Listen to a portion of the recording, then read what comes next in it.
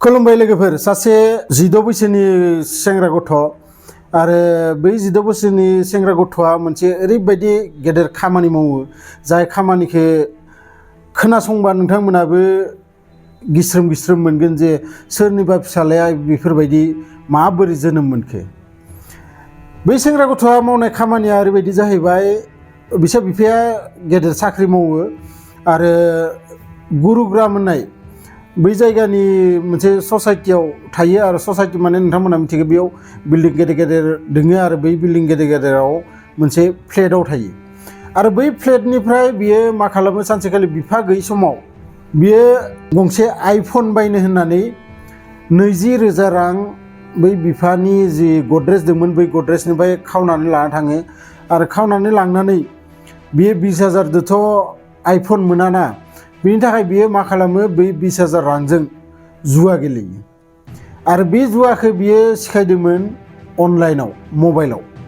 आरो मबाइलाव बै 20,000 खौ बियो डिपजिट खालामना गेदेर गेदेर रामि बेफोरबायदि गेमफोर आजिखालि गोबां दोङो बैफोर गेमखौ गेलेनानै उनावथ' बिनि 20,000 गासैबो बै गेमाव थांजोबो आरो थांजोबनायनि उनाव दा मा खालामनो जोबोद गिनायबो मोनबाय आरो लोगोसे बिफाया सोंबा मा बुंगोन बेफोरखौबो लानानै बिहा जोबोद सिन्था जाबाय। नाथाय मा बोरैबाबा इसोरनिसो माने सुजुनाय ना मा बे सानथाम सानब्रै बिफाया बै फैसानि बिसय जेबो बै न'आव रावनिबो सिगाङाव सोङाखै आरो सोङैखाय बे गथ'आ मा खालामो थेवबो बिनि मेलेमाव मोनसे टेनसन हाबनानै थायो जे मब्ला सोंगोन आरो मब्ला आङो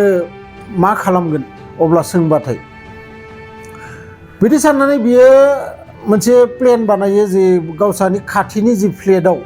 बै फ्लेटआव बियो सिखाव खावनो थांगोन आरो बै सिखाव खावनायाव जि मोनो बेफोरखौनो लाबोनानै फाननानै बियो हमना ला मबाइलफोर जिखौ दामि दामि बुस्थु मोनो सना गना बेफोरखौ लाबोनानै फाननानै जि मोनो बेखौ बिफानो होगोन आरो बाखिखिनिखौ बियो गंसे आइफन बायगोन आरो थिग बिदिनो प्लेन बानायनानै बियो सानसे बिदिनो थाङो बियो सिखाव खावनो खाथिनि फ्लेटआव आरो बिखालि बै न'आव रावबो गैयामोन आरो बियो सिगांनो मिथिखायोमोन जे बे न'आव दिनै रावबो गैया आरो गैयैखौ मिथिनानै बियो थाङो। नाथाय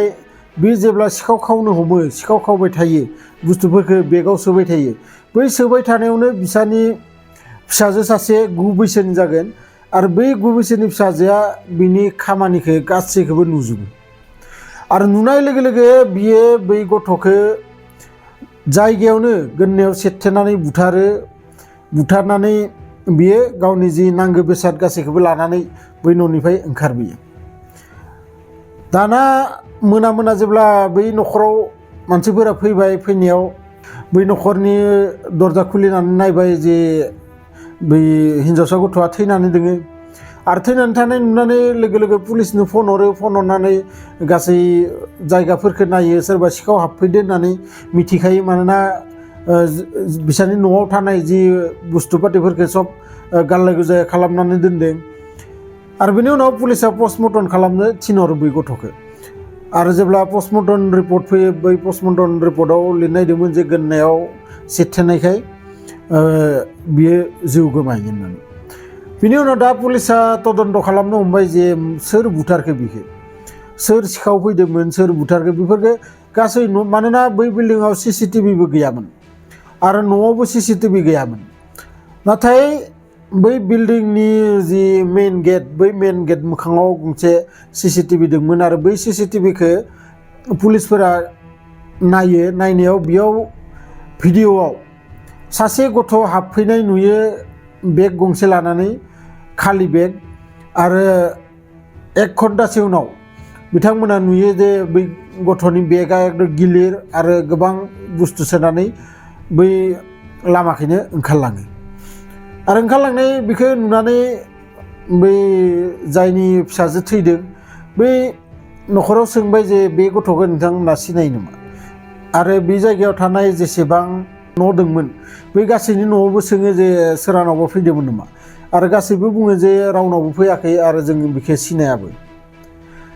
बिदि बुंनायाव बै पुलिसफोरा सन्देह खालामो बेखौनो आरो बिखौ थांनानै एरेस्ट खालामहैयो तदन्त खालामनानै अबे मोनसे फ्लेटआव थायो अबे मोनसे बिल्डिंआव थायो आरो तदन्त खालामनानै बिखौ हमनानै पुलिसा लाना थाङो उनाव पुलिसनि सिगाङाव जि बाथ्राखौ खोन्थायो नोंथांमोना आसरित मोनगोन आरो बिनि थाखाय नोंथांमोना भिडिअखौ नायजोबनांगोन नायजोबबासो नोंथांमोना मिथिगोन जे पुलिसनि सिगाङाव आसलते बै गथ'आ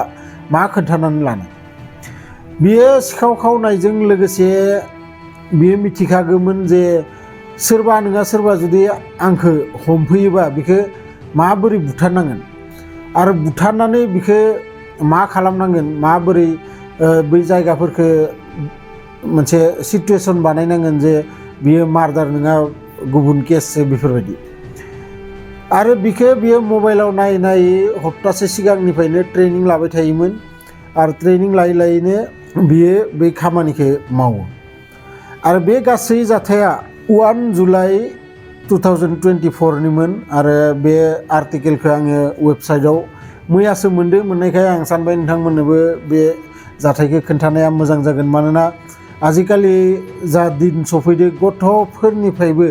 माने नोंथाङा सेफ नङा नोंथांनि गथ'आनो मब्ला नोंथांखौ बेफोरबायदि खैफोदाव खोलैगोन जायखौ माने सानस'हायै आरो साननैसो सिगां मोनसे इन्स्टाग्राम रिल्सफोराव भाइरेल जागासिनो दङ सासे गथ' बिसनायाव जनानै मबाइल नायबायदोंमोन आरो बिनि उनाव बिमाया बै रुमाव हाबफैनायनि उनाव बै गथ'खौ रायनानै मबाइलखौ दोननो होयो आरो खिथाब फरायनो होयो आरो होनानै बिमाया जेबो ताल लायागारा गावहा मबाइलाव रायलायबाय थायो रायलायबाय थानायावनो बै फिसालाया गावनि जि क्रिकेट गेलेग्रा बेट दंमोन बै बेटखौ लाबोनानै बिमाखौ खर' माथायाव बुनानै बुथारथारो आरो बै मबाइलखौ बियो बिसनायाव जना नायफिनबाय थायो ओजा बिमाया मा जादों जायाखै जेबोखौनो बियो ताल लायासै आसलते बिमाया बै खनसे बुनायावनो गाज्रि जायगायाव नांनानै बिमाया लोगो लोगो बेयावनो थैखायो नाथाय दसे उनाव बिफाया जेब्ला फैनानै नुफैयो जे गावनि हिन्जावा गोलैनानै दोङो फिसालाया मबाइल नायबाय दोङो फिसालानाव सोंबाय सोर खालामदो सोर मादो फिसालाया जेबो माथो होआ मिथिया होनो आरो बै केसाबो खोब भाइरेल जाबाय दोङो दा ससियेल मिडियायाव नोंथांमोना सोरबाफोर नुदो जानो हागौ आरो बे जाथायखौ बिनि थाखायनो आं नोंथांमोनखौ जनायहरबाय मानोना आजिखालि जुगाव नोंथाङा रावनिफ्रायबो सेफ नङा सोर गोसोआव आजिखालि जुगाव सोरखौ बुथारनो थाखाय सोरखौ मब्ला बुथारगोन बेफोर प्लेन बानायबाय दोङो बेखौ रावबो मिथिनो मोना आरो बिनि थाखायनो निजेनो साबधान थानाया मोजां जायखिजाया भिडिअखौ नायनानै मोजां मोनोबाथाय लाइक मोनसे खालामना हो लोगोसे लोगोफोरजों शेयारबो खालामलाय आरो जुदि नोंथाङा गोदानै आंनि चेनेलाव फैदो चेनेलखौ साबस्क्राइब खालामना लाबानो जाबाय मानोना आं बेफोरबायदि भिडिअ नोंथांमोननि थाखाय लाबोगासिनो थायो लोगो मोनगोन बिदिनो मोनसे इन्टारेस्टिं भिडिअ लानानै नेक्स्ट भिडिअआव गोजोन्थों।